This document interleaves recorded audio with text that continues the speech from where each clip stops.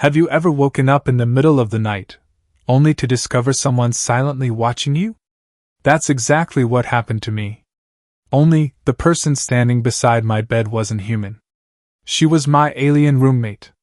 For 3 months, we'd lived together aboard humanity's first shared orbital station with the Galactic Alliance.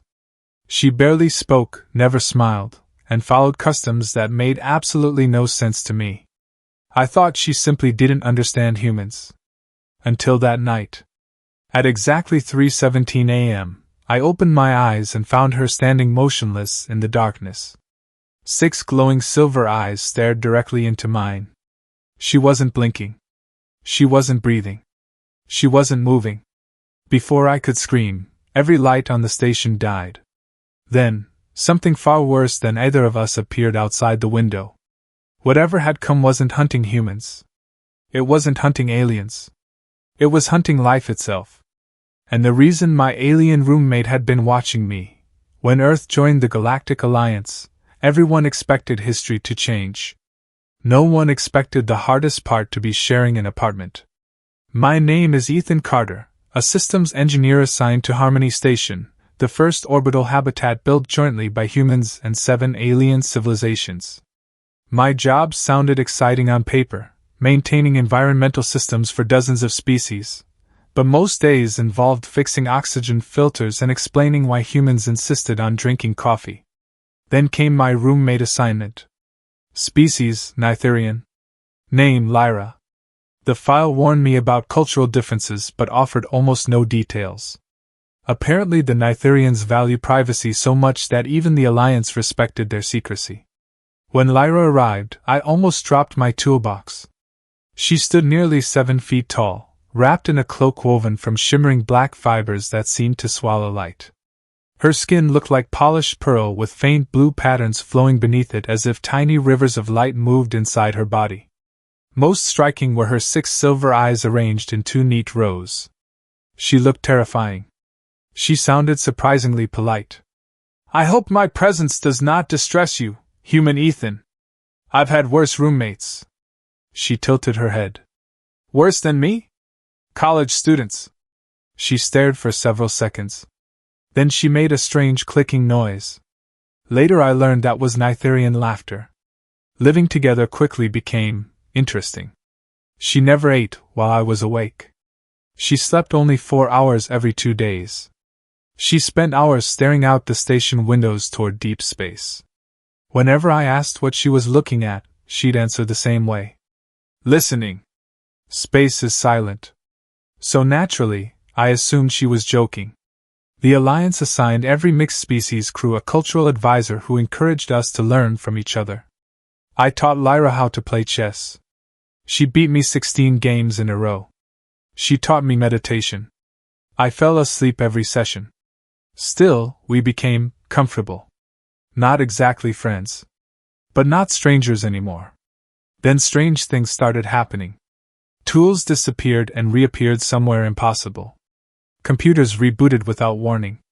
Security cameras occasionally showed brief moments of static. Everyone blamed old station hardware. Lyra didn't. "They're getting closer," she whispered one evening. I frowned. "Who?" She looked toward the stars again. "The quiet ones." I laughed nervously. "That sounds like the title of a horror movie." "It is far worse." Before I could ask another question, every screen in our apartment flickered. For just a fraction of a second, something appeared. Not inside the room. Outside the station. A massive shadow drifting between the stars. Too large to be a ship. Too smooth to be an asteroid. Then it vanished. The sensors recorded nothing. Security found nothing. Everyone assumed it had been a software glitch. Everyone except Lyra. That night, she locked every door manually. She closed every window shield. She turned off every unnecessary light. Then she quietly placed a small metallic sphere beside my bed. "What is this? If it begins, do not leave this room." I laughed. She didn't.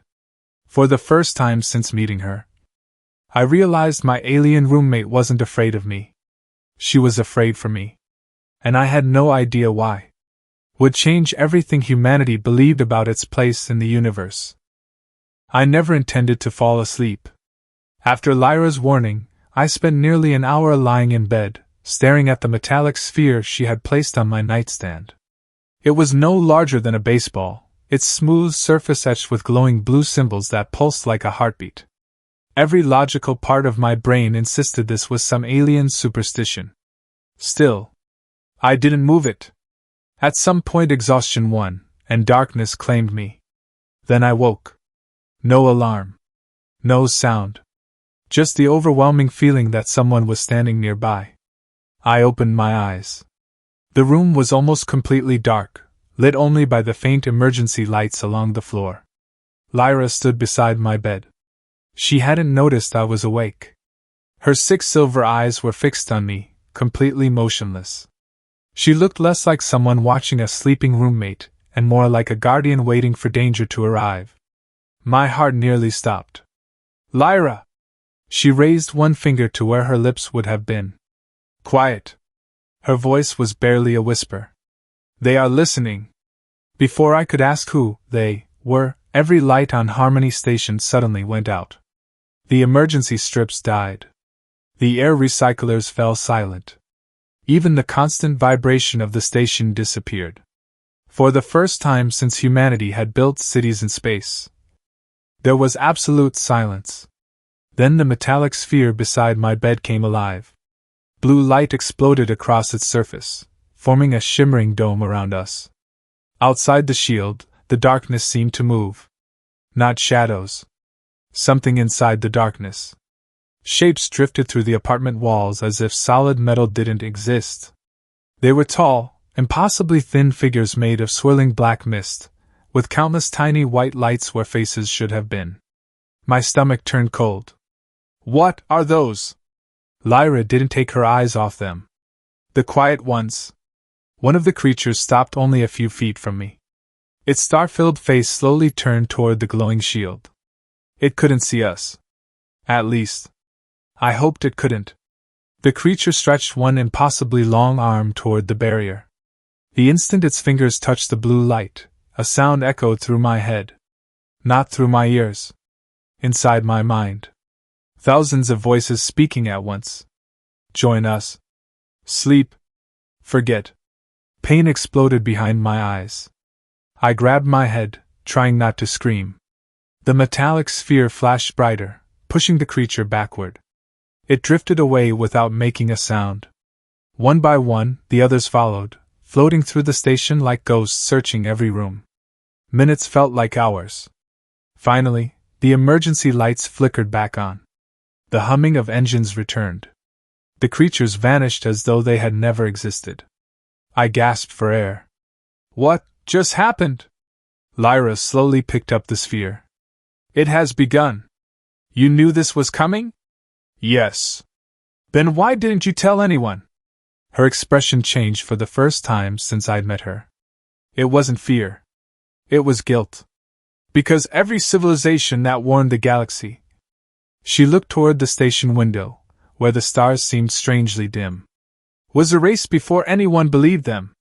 Before I could respond, the station's emergency intercom crackled to life. Attention all personnel. The commander's voice announced, trembling.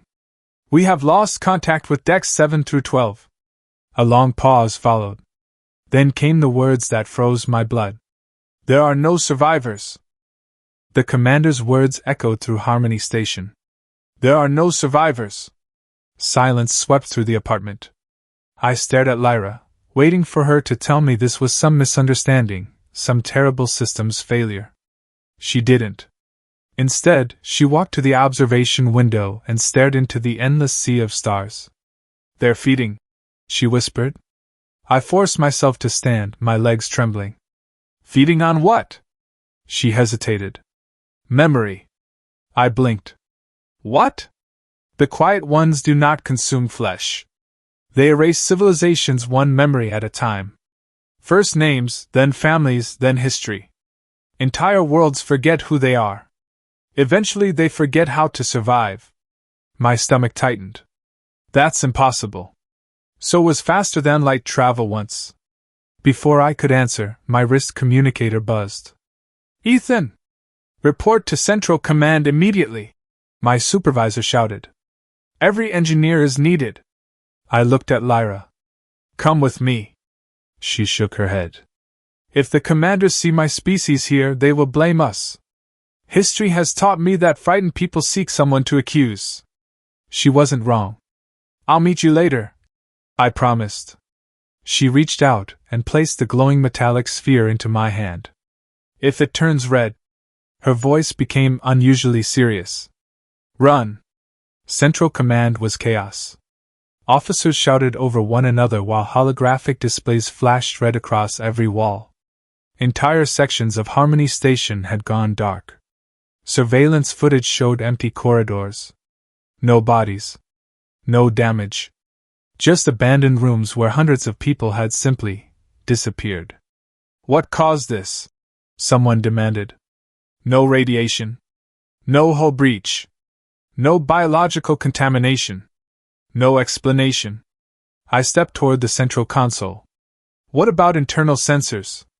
An officer shook her head. They recorded something strange. She projected the data.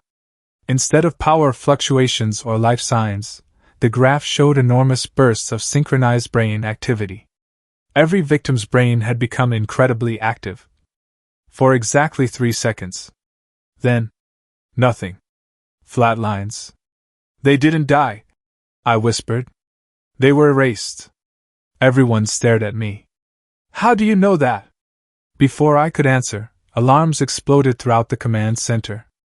A technician pointed toward the main observation window. They're back! The stars outside were disappearing. One by one. Not because they were exploding. Something unimaginably vast was passing in front of them. The shadow stretched across thousands of kilometers, moving without engines or light. People froze. Some prayed. Others simply watched in horror. Then every monitor activated at once. A single message appeared. Not in English. Not in any known alien language. Yet every person somehow understood it. Your time is complete. Crew members collapsed to their knees, clutching their heads. Some began forgetting where they were. Others couldn't remember the names of their own children. One officer stared at his wedding ring. Who gave me this? Panic spread faster than fire. I reached into my pocket, gripping Lyra's metallic sphere. It suddenly blazed crimson. Run! Her warning echoed in my mind. But before I could move, another voice filled the room. Not from the speakers. Not from the shadow. From inside every human mind at once. Calm. Steady. Defiant. No. The single word shook the station. The shadow outside stopped moving. The crimson sphere cooled in my hand. Every human in the room looked around in confusion. The forgotten memories rushed back instantly. Names. Faces. Families. Everything. The officers gasped in disbelief. What just happened? I already knew the answer. The quiet ones had attacked humanity's minds. And humanity had pushed back. Not with weapons. Not with technology.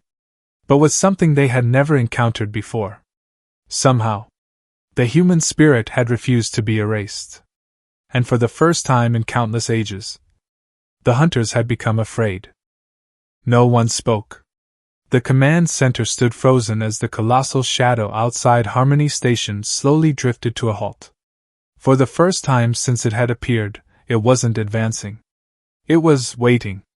I ran back to our apartment, ignoring every order shouted behind me. When the door slid open, Lyra was already standing by the window. She didn't turn around. I felt it, she said quietly. You knew this would happen? I knew they would find humanity. She finally faced me, and for the first time, I saw hope shining in her silver eyes. But I did not expect this. What are the quiet ones? She took a slow breath. They are older than stars. Before the Galactic Alliance existed, before my people had cities, they traveled from galaxy to galaxy erasing intelligent life. They leave planets untouched, But civilizations disappear. Records vanish. Languages are forgotten. History becomes dust. Then why didn't they erase us? They tried. She stepped closer. And they failed. Before I could ask another question, every screen in the apartment activated. Not with static. With a face. Or something that resembled one. It shifted constantly, made from swirling darkness and countless tiny lights. When it spoke, the room vibrated. Human. I swallowed hard. You can talk? We do not speak. We remember. The voice echoed inside my mind. Your species is different.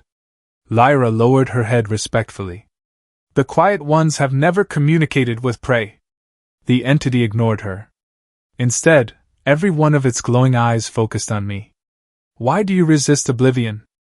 I thought about Earth. About children laughing in parks. About grandparents telling stories. About artists, scientists, dreamers, and explorers.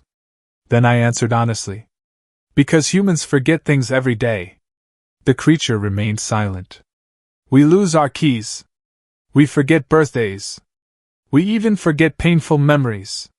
Its stars flickered. But every generation writes books. We tell stories. We teach our children. We remember each other. Even when everything is lost, someone always starts telling the story again. The room became perfectly still. We don't survive because we never forget. I smiled. We survive because we always remember again. For several long seconds, nothing happened. Then the impossible occurred. The darkness outside Harmony Station began to retreat. Slowly. Silently. The shadow moved away from the station, then beyond the moon, shrinking until the stars became visible once more. Across every Alliance world, sensors recorded the same thing. The quiet ones were leaving. Not defeated. Choosing to leave. One final message appeared across every screen in every known language. The story of humanity cannot be erased. It can only be continued. The transmission ended. Months later, Harmony Station became something entirely different. No longer a symbol of peaceful cooperation. It became the center of a united galaxy. Species that had distrusted one another for centuries began sharing their histories, songs, and traditions with humans. They believed that as long as humanity remembered them, their civilizations could never truly disappear. Lyra remained my roommate. She still watched the stars every night. But now, she smiled when she did. One evening I asked, "Do you think they'll ever come back?" She looked toward the endless universe, and gave the same strange clicking laugh I'd heard the day we met. "Oh, Ethan. They already have." I frowned. "What do you mean?" She pointed toward Earth, glowing blue beneath us. "They are no longer hunting humanity." She smiled. "They're listening to our stories." And somewhere in the infinite darkness between galaxies, ancient beings that had erased countless civilizations waited in silence for the next chapter of the human story.